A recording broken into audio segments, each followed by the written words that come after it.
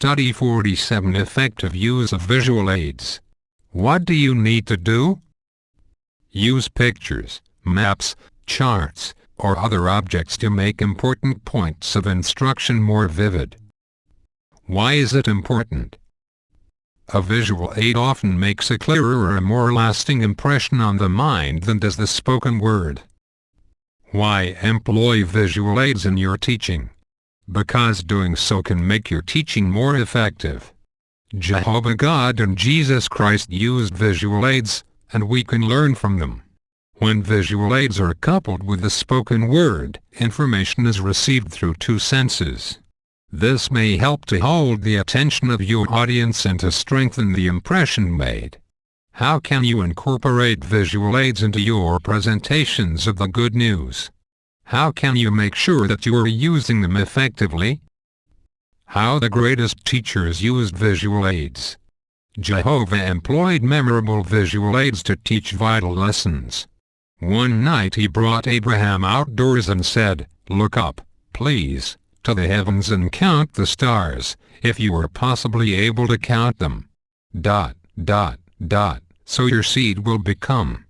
Genesis 15:5. Even though what was promised seemed impossible from a human standpoint, Abraham was deeply moved and put faith in Jehovah. On another occasion, Jehovah sent Jeremiah to the house of a potter and had him enter the potter's workshop to watch the man shape clay. What a memorable lesson in the Creator's authority over humans. Jeremiah 18:1-6. And how could Jonah ever forget the lesson in mercy that Jehovah taught him by means of the bottle gourd plant? Jonah 4:6-11. Jehovah even told his prophets to act out prophetic messages while making use of certain appropriate objects.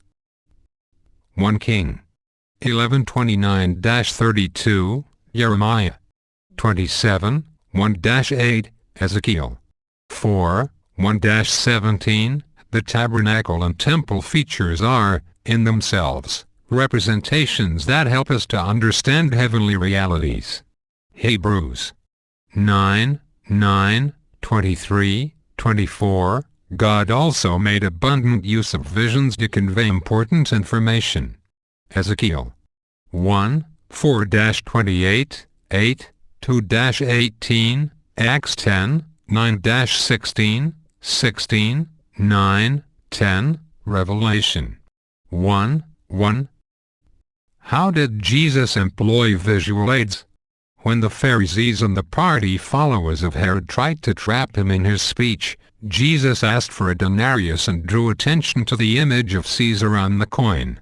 Then he explained that Caesar's things should be paid back to Caesar but that God's things should be paid back to God. Matthew 22:19-21. To teach a lesson in honoring God with all that we have, Jesus pointed out a poor widow at the temple whose contribution 2 small coins was her whole means of living. Luke 21:1-4. On another occasion he used a young child as an example of being humble, free from ambition. Matthew 18:2-6. He also personally demonstrated the meaning of humility by washing his disciples' feet. John 13:14. Ways to employ visual aids. Unlike Jehovah, we cannot communicate by means of visions. Yet, many thought-provoking pictures appear in the publications of Jehovah's Witnesses. Use them to help interested people visualize the earthly paradise promised in God's Word. On a home Bible study, you might draw a student's attention to a picture that is related to what you are studying and ask him to tell you what he sees. It is noteworthy that when certain visions were given to the prophet Amos, Jehovah asked, "What are you seeing, Amos?" Amos 7:7, 8, 1, 2. You can ask similar questions as you direct the attention of people to pictures that are designed as visual teaching aids. If you write out mathematical calculations or use a timeline that shows a sequence of significant events, This can help people to understand more readily such prophecies as the 7 times of Daniel 4:16 and the 70 weeks of Daniel 9:24. Such visual aids appear in several of our study publications. In your family Bible study, discussion of such things as the tabernacle, the temple in Jerusalem, and Ezekiel's visionary temple can be made easier to understand if you use a picture or a diagram. These can be found in Insight on the Scriptures, the appendix of the New World Translation of the Holy Scriptures with references, and various issues of the Watchtower. When reading the Bible with your family, make good use of maps. Trace Abraham's journey from Ur to Haran and down to Bethel. Examine the route taken by Israel as the nation left Egypt and traveled to the Promised Land. Locate the area given to each tribe of Israel as an inheritance. Observe the extent of the domain of Solomon. Follow Elijah's route as he fled from Israel all the way to the wilderness beyond Beersheba after being threatened by Jezebel. 1 Kings 18:46-19. 4. Locate the cities and towns where Jesus preached. Follow the travels of Paul as described in the book of Acts. Visual aids are useful when acquainting Bible students with the functions of the congregation. You might show your student a printed program and explain the kind of information that we discuss at assemblies and conventions. Many have been impressed with a personal tour of the Kingdom Hall or by a tour of a branch office of Jehovah's Witnesses. This can be an effective way of clearing away misconceptions about our work and its purpose. When giving a tour of the Kingdom Hall, indicate how it differs from other places of worship. Highlight the modest learning environment. Point out the features especially designed for our public ministry literature distribution areas, territory maps, and contribution boxes, as opposed to collection plates.